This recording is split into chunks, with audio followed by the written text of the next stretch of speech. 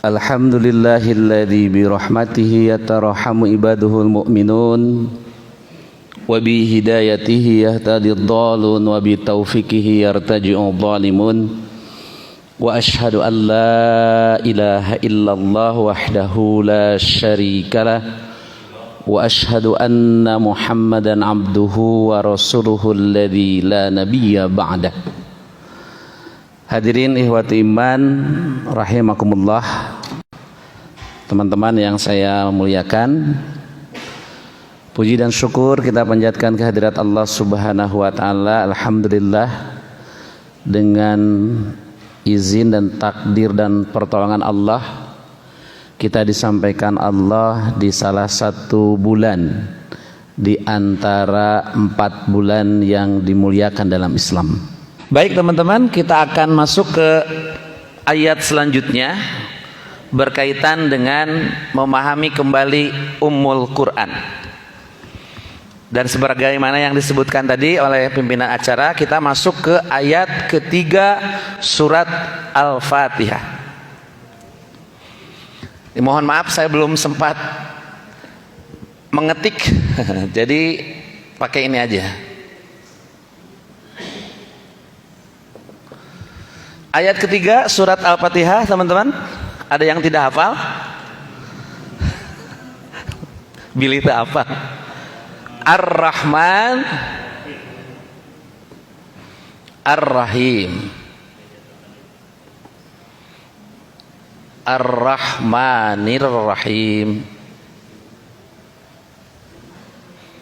Baik teman-teman, ini sudah kita bahas ketika kita membahas ayat pertama dari surat Al-Fatihah, Bismillahirrahmanirrahim. Ini ada kan?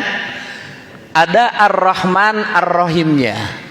Sehingga otomatis ayat ketiga Ar-Rahman Ar-Rahim secara kebahasaan sudah kita bahas di bab Bismillahirrahmanirrahim. Hilap deui, eta mah salah sendiri. Tidak buyah Pak, tidak hilap lagi, tidak lupa lagi. Ya, baik, sedikit saja mengingatkan. Ar-Rahman Ar-Rahim kemarin sudah dibahas, itu berasal dari satu akar kata yang sama ya. Apa? Wah, kayak nggak mau beres-beres Al-Fatihah ya. Ini kemarin sudah kita bahas dari rahmatun. Rahmatun itu artinya kasih sayang. Berarti Ar-Rahman kasih sayang, Ar-Rahim pun kasih sayang. Betapapun dua-duanya kasih sayang, karena dibentuk dengan timbangan yang berbeda, maka ada makna yang berbeda dari Ar-Rahman dan Ar-Rahim ini. Kemarin pun sudah dibahas, intinya Ar-Rahman ini kasih sayang yang melekat, yang sifatnya sementara. Ya, yaitu kasih sayang Allah yang Allah curahkan kepada seluruh makhluknya, tidak hanya manusia saja, ya, binatang pun, tumbuh-tumbuhan Allah berikan kasih sayang ini, tapi hanya sekedar kasih sayang ketika menjalani kehidupan di dunia. Sementara Ar-Rahim adalah kasih sayang juga, tapi ini kasih sayang yang melekat selama-lamanya, kasih sayang yang abadi. Sehingga kemarin ada ungkapan innallaha huwar rahmanud dunya wa rahimul akhirah. Sesungguhnya Allah, dia adalah Ar-Rahman di dunia, mencurahkan kasih sayang di dunia, war rahim akhirah, dan Ar-Rahimnya di akhirat. Jadi Rahman itu kasih sayang yang sementara diberikan di dunia, Rahim kasih sayang di akhirat kelak. Kalau berbicara nilainya, Ar-Rahman berapa? 1. Mumtaz ya. Pak Ketua DKM masih ingat, berarti layak terus menjadi Ketua DKM. Karena teman-teman yang lain lupa gitu. Ini 1 nilainya, bukan lupa perwakilan gitu, tawadu gitu ya. Ini 1 nilainya, ini 99. Yang 1 saja sudah sedemikian nikmat yang kita rasakan, apalagi yang 99. Tapi lagi-lagi kebanyakan manusia cenderung mengejar yang 1, melupakan yang 99. Itulah manusia ya. Maka dengan dibahas Ar-Rahman Ar-Rahim ini, kita harus ngejar yang ini gitu ya. Mereka mengejar yang satu mungkin tidak mempelajari Al-Fatihah gitu. Kita mempelajari Al-Fatihah, hendaklah ini yang cenderung kita kejar. Karena kalau ini yang kita kejar, maka insya Allah ini pasti didapatkan. Tapi kalau ngudag-ngudag yang ini, maka ini belum tentu didapatkan. Bahkan bisa jadi lepas, ya, lewat, tidak mendapatkan ini. Ya. Yang ingin kita coba bahas di ayat ketiga ini bukan dari sisi makna, karena tadi sudah dibahas ya lebih detail pada pertemuan pertama di Bismillahirrahmanirrahim.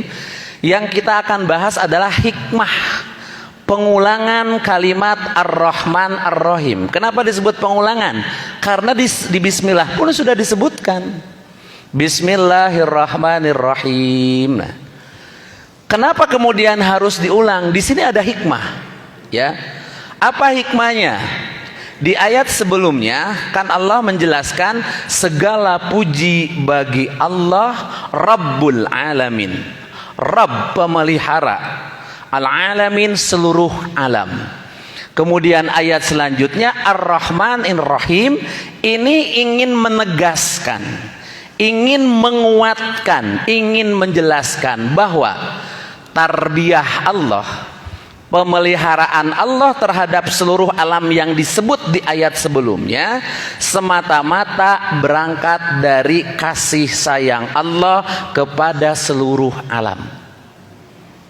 Ulangi, bisa bingung kan ya?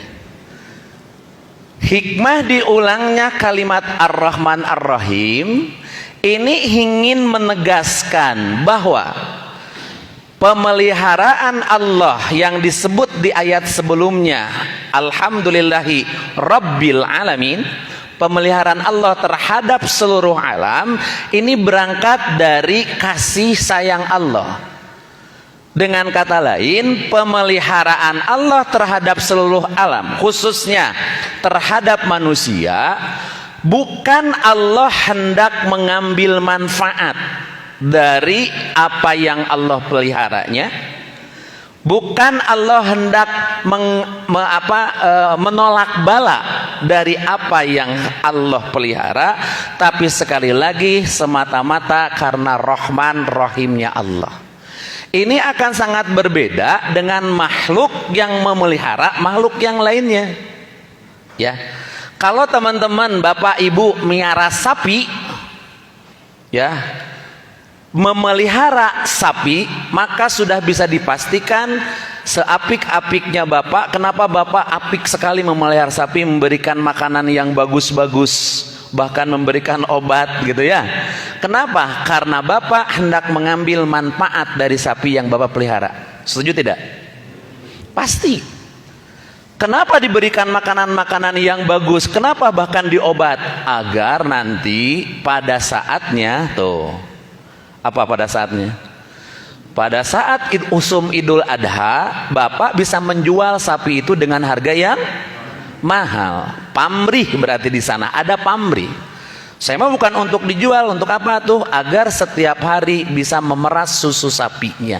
Lagi-lagi mengambil manfaat dari apa yang dipeliharanya.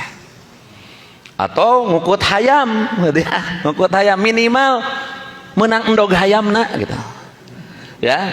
Artinya pemeliharaan kita yang baik terhadap makhluk yang lain, terhadap binatang-binatang tadi, kita pamrih, ingin mengambil manfaat dari apa yang kita pelihara. Maka ini tidak berlaku bagi Allah. Allah memelihara kita, bahkan memelihara seluruh alam ini, dasarnya Ar-Rahman Ar-Rahim. Dasarnya karena Allah maha kasih sayang terhadap manusia, terhadap seluruh alam. Jangankan kepada manusia yang mukmin, manusia yang kafir pun, ya, Allah curahkan kasih sayangnya. Betul tidak? Ya, lamun orang memelihara peliharaan orang, ya, ada yang tenurut ke orang. Iya mah tenurut ya nu dipelihara teh. Kira-kira bagaimana? Pencit cenah tuh. Geus pencit teh cenah ieu mah. Ada orang-orang yang tidak menurut kepada Allah, tidak tunduk, tidak patuh kepada ketentuan-ketentuan Allah. Apakah kemudian Allah hentikan kasih sayangnya? Tidak. geus aya nama tong diberi oksigen malaikat tah jelema nu kalalapir teh. Nah, umpamanya keran oksigen ditutupan ku Allah teh ke jelema kafir. Ternyata tidak. Ini menunjukkan kasih sayang Allah itu ya, Ar-Rahman Ar-Rahim itu betul-betul nampak ya. Tidak lagi kemudian pamrih seperti halnya pamrihnya manusia. Bahkan ikhwatu iman rahimakumullah teman-teman, tarbiyah syariahnya ya, tarbiyah syariah itu yang isinya perintah-perintah, larangan-larangan Allah, dasarnya Ar-Rahman Ar-Rahim. Ya. Contoh, Quran menegaskan ya ayyuhan nasu budu rabbakum. Wahai manusia, ubudu rabbakum. Fi'il apa ini? Ubudu rabbakum. Fi'il amr. Al aslu fil amri lil wujubi. Asal daripada amr menunjukkan wajib. Ila madala dalilun ala khilafihi, kecuali ada dalil yang menyalahinya.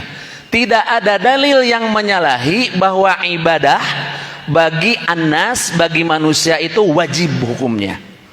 Kalimatnya dibentuk dengan fi'il amr. Wahai manusia, sembahlah oleh kalian semua Rabbakum, Tuhan kalian. Berarti wajib hukumnya menyembah Allah. Ini perintah. Perintah itu tarbiyah syariah ya.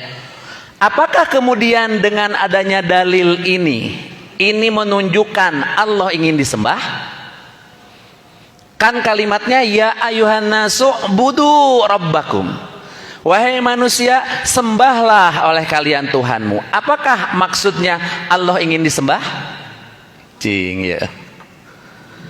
Marlong teh marlong nanya. Tidak sama sekali. Allah tidak ingin disembah. Tapi tarbiyah syariah berupa perintah.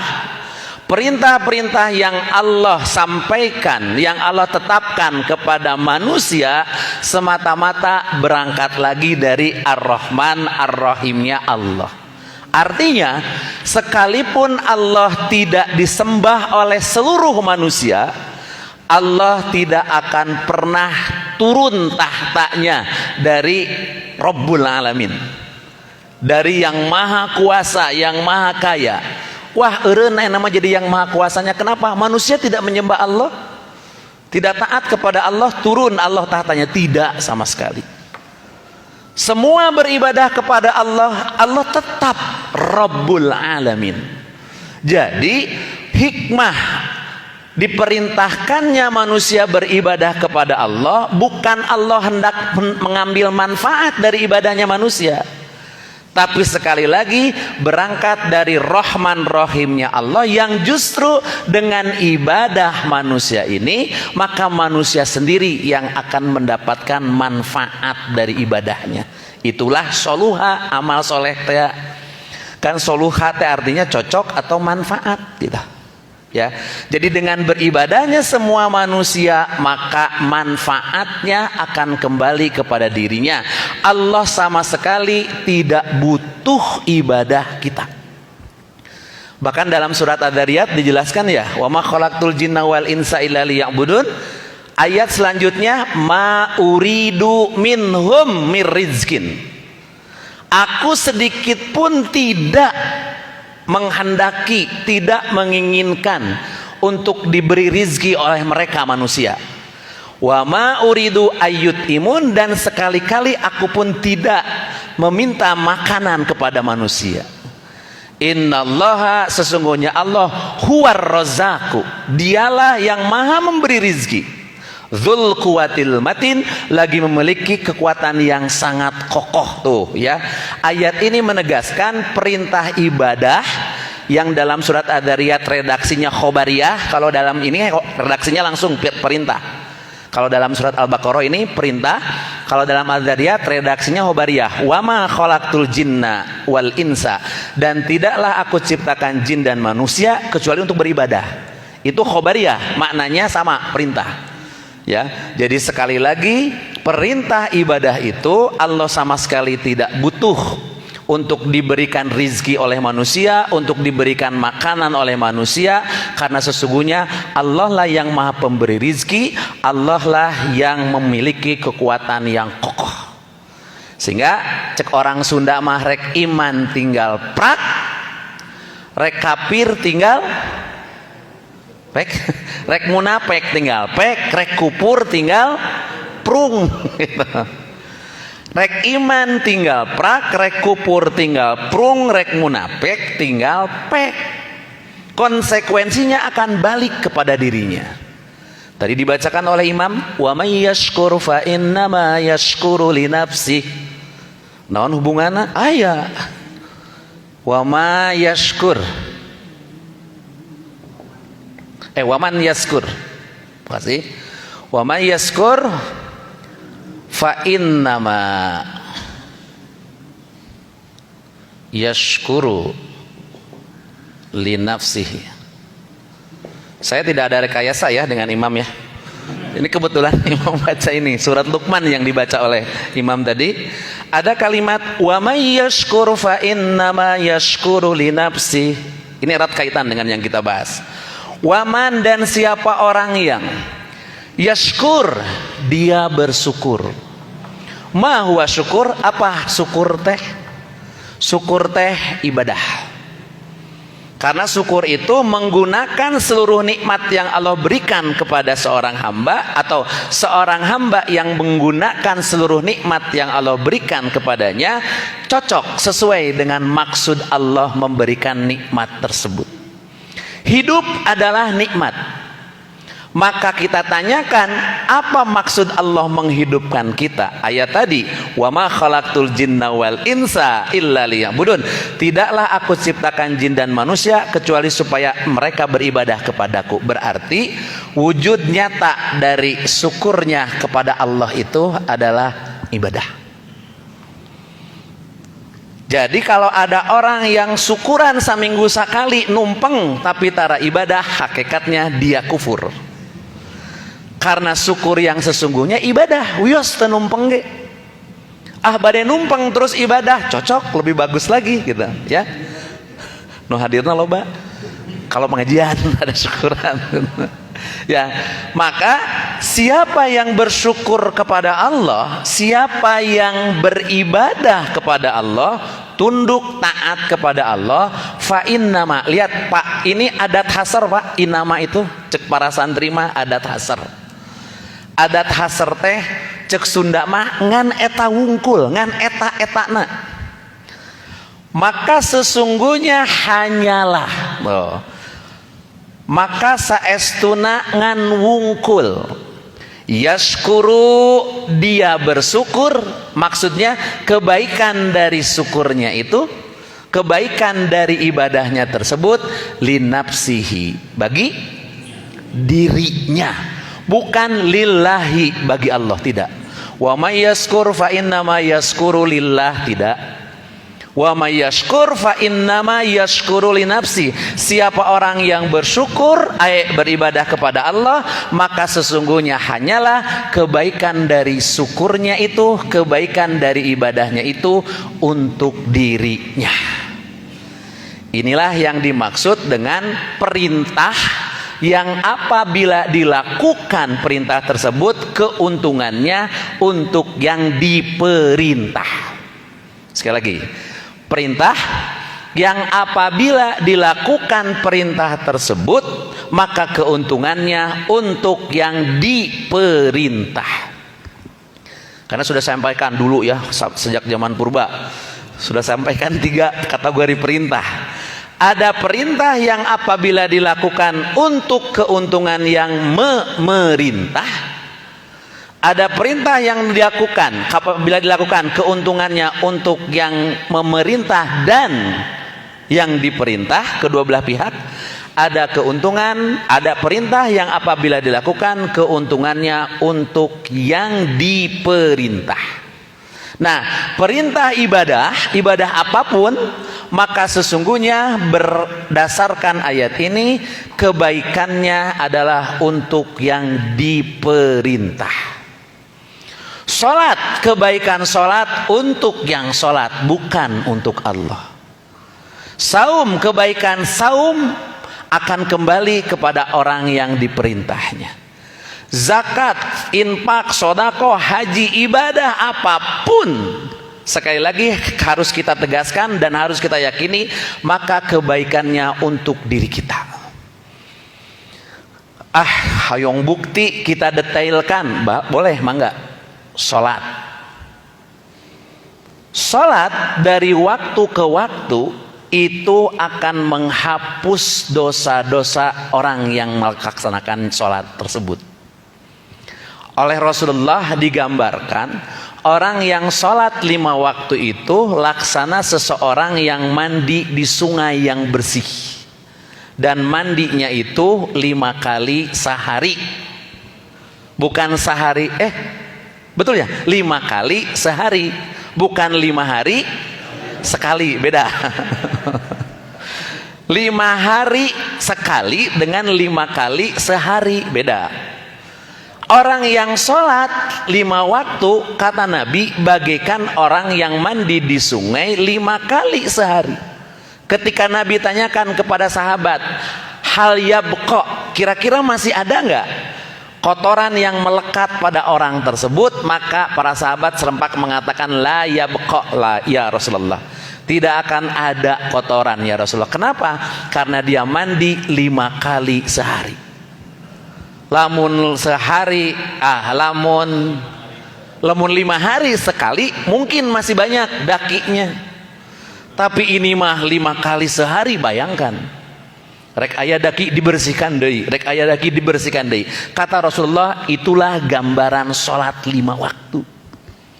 Lagi-lagi yashkur li nafsi, keuntungannya akan kembali kepada si pelaku sholatnya. Dengan sholatnya maka Allah membersihkan dosa-dosanya. Itu ya. Tapi kenapa atuh kita teh rese wae gitu ya melakukan sholat teh? Ya, bahkan ada orang yang sama sekali tidak sholat padahal dia tahu dan dia menyatakan dirinya seorang muslim, dia tahu sholat itu wajib tapi tidak melakukan sholat. Ini rugi kacida. Ya, seperti halnya punten orang yang dengan gangguan apa namanya, gangguan jiwa ya, OOD apa singkatannya, nah itulah pokoknya nama ya. Keur anyar keneh mah rada bersih ya. Wah ya anyar katingali nah gitu ya. Semakin hari semakin bertambah hari, semakin apa namanya, ladeg ya, ladi gledok, itulah kalimat sawanda. Kulehe ledok ladig. Nah, saya suka berpikir inilah gambaran orang yang tidak sholat. Kalau tidak sholat, kapan dibersihkannya? Cukup setahun sekali Idul Fitri bari sholat sunnah. Sholat sunnah kan? Tidak bisa Pak ya. Bapak seorang pegawai, seorang karyawan, rajin ngalembur, tapi tara nawajibna di jam 7 ke jam 8 tuh gitu. Ngalembur we terus. Ngalembur sunnah wajib. Sunnah mau jadi pahala ngalembur terus, ada wajibna tadi pigawe. Iya mah sabulan sekali mau dibersihan, atau setahun sekali, seminggu sekali gitu ya. Alhamdulillah saya mah masih kena bisa lah setahun sekali sholat teh. Alhamdulillah deh ibu. Sabangga setahun sekali ya. Jadi jelas sekali, wa may yaskur fa inna may yaskuru li nafsi, dari sholat saja maka Allah bersihkan dosa-dosa kita. Maka orang yang tidak sholat punten siga orang yang tadi anu asal nama sedikit kemudian terus menerus jadi ladeg, jadi kulehe gitu ya. Tapi kadenya bisa ketemu dengan teman yang tidak sholat, ODJ apa yang tadi itu, nah itu jangan gitu ya.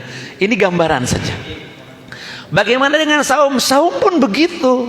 Jelas Nabi yang mengatakan, man soma ramadhana imanan wahtisaban gufirallahu ma taqaddama min danbi. Siapa orang yang saum Ramadan, titik pemberangkatannya imanan wahtisaban, iman dan hanya mengharap pahala dari Allah, maka kata Rasulullah, gupirolahu mataqaddama min danbih, diampuni dosa-dosa yang telah lalu. Siapa yang untung? Kita yang saum, ya. Kita yang melakukan ibadah apapun, karena dengan ibadah tersebut maka manfaat dari ibadahnya kembali kepada dirinya. Apalagi haji, ya. Tidak ada pahala yang paling tepat, yang paling cocok untuk hajan mabruron, untuk haji yang mabrur, illal jannah, kecuali surga. Orang yang haji kemudian mabrur, pulang dari hajinya kayaumi waladathu ummuhu, seperti seorang anak yang baru dilahirkan oleh ibunya, dibersihkan oleh Allah dosanya. Mana keuntungan untuk Allah? Sama sekali tidak ada. Kita yang diuntungkan dengan beraneka ragam ibadah tersebut. Tapi lagi-lagi seringkali manusia salah sangka, merasa perintah-perintah yang Allah tetapkan teh keuntungannya untuk yang diperintah, untuk yang memerintah, sehingga hararese yang mengerjakan teh. Karena memang ada perintah yang apabila dilakukan maka keuntungannya untuk yang memerintah. Ya. Ada contoh seorang bapak yang sudah tidak bisa lagi baca Quran kecuali dengan kacamata. Ketika akan tadarus berkumpul di masjid dengan teman-temannya, tinggalin kacamata. Maka kemudian dia menyuruh anaknya, "Nak, tolong ambilin kacamata bapak di atas lemari." Maka ketika anak itu mengerjakan perintah itu, maka keuntungannya untuk bapak ini, dengan ada kacamata dia bisa membaca Quran. Nah, kita teh nyangka nate diperintah ibadah teh keuntungannya untuk Allah, padahal sekali lagi tidak, Pak, sama sekali tidak Allah untung. Tidak Allah untung dengan ibadah kita. Seperti halnya tidak Allah rugi dengan ketidakibadahan kita. Ya, jadi kalau sudah tertanam bahwa ibadah apapun yang kita lakukan semata-mata keuntungannya untuk kita, harusnya kita semakin semangat melakukan ibadah, bahkan semakin meningkatkan kualitas ibadah kita.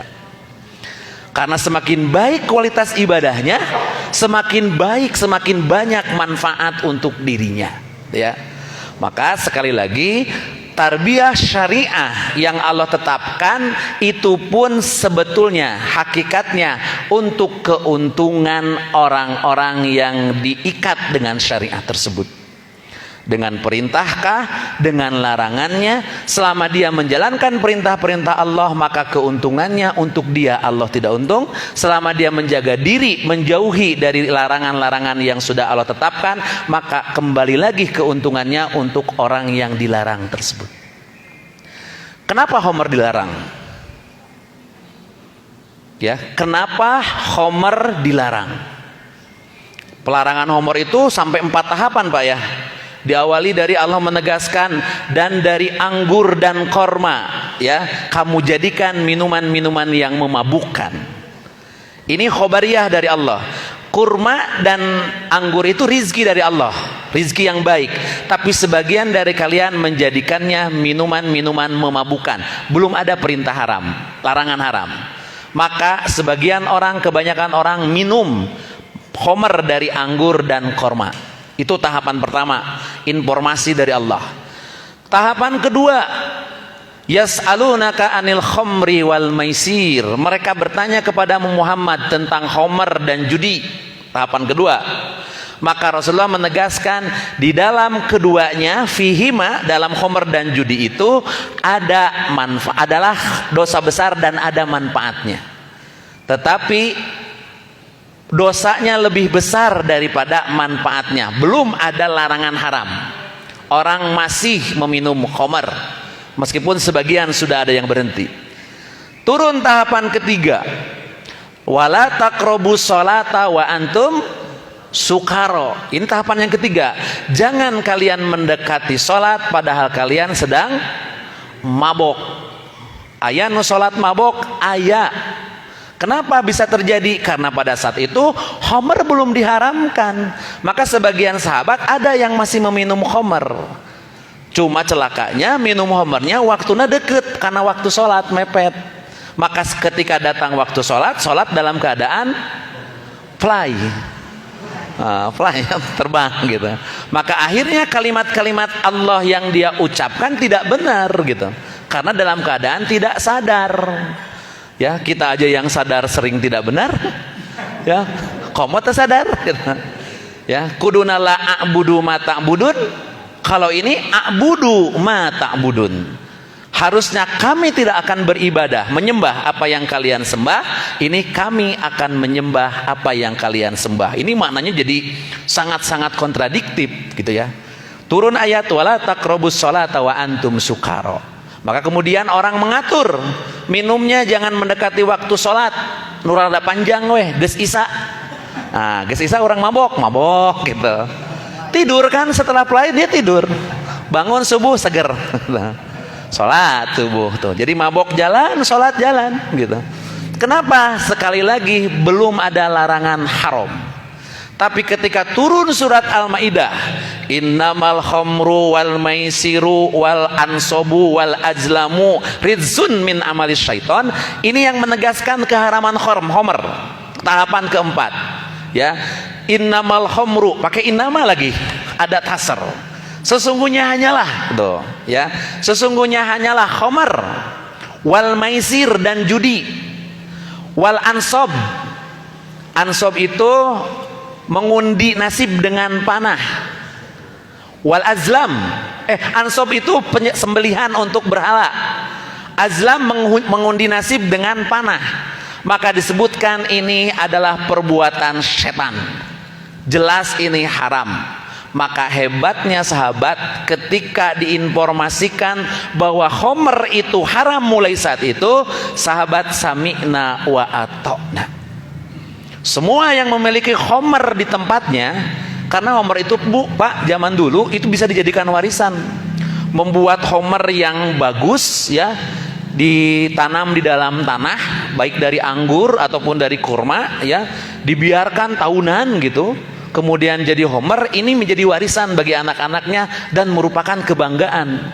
Ngawariskeun homer teh bangga Pak, gitu ya. Diwariskeun homer teh ke anaknya. Nah, semenjak turunnya ayat itu, Al-Maidah itu, maka semua sami'na wa ata'na yang punya homer, baik itu yang kualitas tinggi atau kualitas sedang-sedang saja, dibuang Pak. Sami'na wa ata'na. Kenapa? Karena di sana memahami sesungguhnya larangan-larangan Allah itu di dalamnya ada kebaikan untuk orang yang dilarang. Silakan aja perhatikan, orang tidak mengindahkan larangan Allah. Angger minum homer. Geus minum homer ngaco. Geus ngaco apa? Anu ngaranna geus ngaco teh hanya rese gitu ya. Terus ngambil sesuatu yang bukan miliknya, masuk ke rumah orang. Umpamanya, masuk ke rumah orang, ketemu oleh orang. Apa yang kemudian terjadi? Digebugan, dibuligiran. Nah, ini hikmah Pak. Kenapa Allah melarang? Untuk menjaga kehormatan kita sebagai manusia. Makanya disebut haram. Haram itu asalnya terhormat. Masjidil Haram. Bukan masjid yang haram gitu ya. Haram masuk bukan, terhormat. Kenapa dilarang, diharamkan? Agar terjaga kehormatan manusia. Orang yang kekeh bedegong memaksakan diri melakukan keharaman-keharaman, ragrag kehormatannya. Kayak nu selingkuh, ya punten. Banyak sekarang di medsos saya lihat gitu ya, bukan ngahaja lihat Pak, untuk bahan dakwah gitu ya. Eta ketahuan Pak, betul ini ketahuan digerbek gitu ya oleh suaminya, oleh masyarakat sekitarnya. Ya baning digebugan, dibuligiran, dibanjur kucai kolomberan Pak. Sama air comberan, dua-duanya dibanjur dalam keadaan ditelanjangi. Balik lagi, ini hikmah sebetulnya. Kenapa Allah haramkan? Agar menjaga kehormatan kita. Kalau kita melakukan itu, maka ragrag kehormatan kita, dihinakan oleh orang-orang, diabring-abring, dibuligiran. Nah, kenapa kita tidak sadar gitu ya? Kenapa kita tidak berpikir seperti itu, bahwa sesungguhnya tarbiyah syariah Allah itu sekali lagi keuntungannya untuk kita, baik itu perintah ataupun larangan. Jadi intinya pengulangan Ar-Rahman Ar-Rahim ini sekali lagi semata-mata ingin menegaskan bahwa pemeliharaan Allah terhadap seluruh alam ini berangkat dari kasih sayang Allah, bukan Allah pamrih ingin mendapatkan manfaat dari makhluk yang dipeliharanya, tetapi betul-betul Allah itu maha kasih sayang terhadap seluruh makhluknya. Beda dengan kita memelihara yang lainnya, maka pasti kita pamrih. Ya. Tapi Pak, jangan kemudian setiap pamrih konotasinya negatif. Dan sesungguhnya ibadah pun kita pamrih. Maaf ya kalau tidak setuju ya. Kita pun beribadah ada pamrih. Pamrihnya apa? Nah, tidak boleh dalam ibadah kita menginginkan pahala. Loh, kata siapa tidak boleh? Bukankah Allah sendiri yang memberikan motivasi kepada kita? Wabasyiril ladzina amanu wa amilus solihati anna lahum jannah. Ini motivasi dari Allah agar kita betul-betul gitu ya melakukan pengabdian itu dan mengharapkan surga Allah. Bahkan nanti ada ayat surat apa? Faman kana yarju, tuh yarju nih. Faman kana yarju. Paman, maka siapa orang yang karena keadaan dia yarju, dia berharap. Berarti kalau berharap teh pamrih. Berharap apa? Yarju liqa rabbihi. Liqa rabbihi.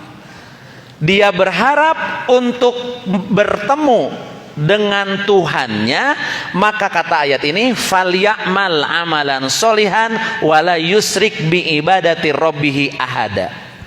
Maka beramallah dengan amal soleh dan jangan menyekutukan Tuhan dalam melakukan penyembahan kepadanya. Berarti ini pamrih, tapi pamrih dalam konotasi positif, boleh. Ya, saya tidak setuju dengan yang mengatakan ibadah mah ibadah we teu kudu hayang surga, teu kudu neraka. Justru ini ayatnya, paman kana yarju liqa rabbi, siapa yang mengharap pertemuan dengan Tuhannya, falyamal amalan solihan, maka beramal soleh. Kita pamrih kepada Allah, tapi pamrihnya awas ya, ini ada remaja, kadang-kadang remaja pamrih tapi tidak kepada Allah. Pedah di masjid teh aya bapak-bapak nemboga anak gadis umpamanya. Nah, kericirian rek rajin ke masjid sugan weh. Nah, ini yang tidak boleh gitu ya. Tetap saja pamrih kepada Allah. Kalaupun bapak itu menjadi suka, itu hikmah. Hikmah dari rajin ke masjid. Wah, eta budak eta resep ke masjid we bapak masa 7 neng kadinya cenah gitu. Nah, itu mah hikmah gitu ya. Jangan menjadi nomor satunya. Pokoknya nama saya ke masjid teh pedah. Saya mah hayang we dijadikan mantu ku si bapak itu. Nah, itu salah. Itu barangkali teman-teman ya, pengulangan. Jadi di sini intinya kepada pengulangan kalimat Ar-Rahman Ar-Rahim. Karena secara kebahasaan Ar-Rahman Ar-Rahimnya sudah kita bahas pada saat itu. Masih ada waktu karena biasanya disediakan untuk tanya jawab. Barangkali ada yang akan ditambahkan atau ada yang akan disampaikan, mangga. Sebelum saya tutup.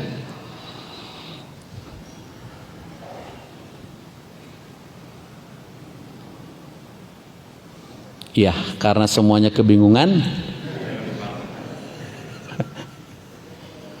Ya, alhamdulillah sudah dipahami ya. Atau dibingungi.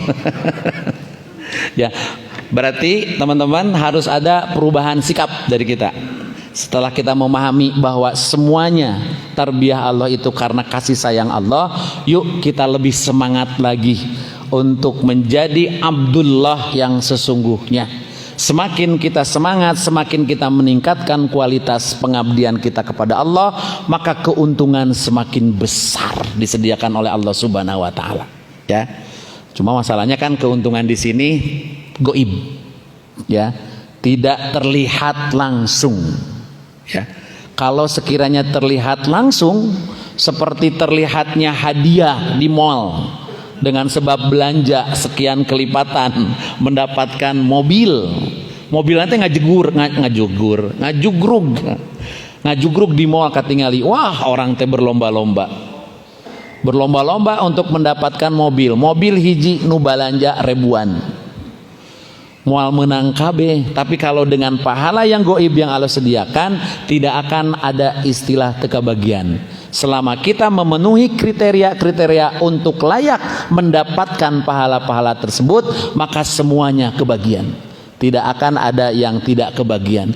Punten ieu mah teu kebagian tos seep surgana, tidak ada gitu ya. Jadi seperti itu.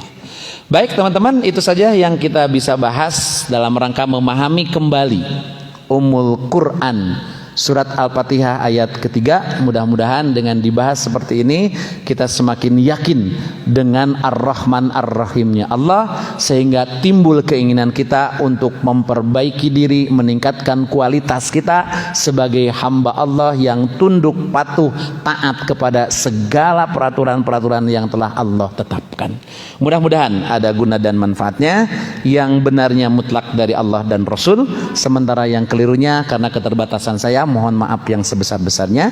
Aqulu qauli hadza wa astaghfirullah li wa lakum. Rabbana atina fid dunya hasanah wa fil akhirati hasanah wa qina adzabannar. Walhamdulillahirabbil alamin. Wassalamualaikum warahmatullahi wabarakatuh.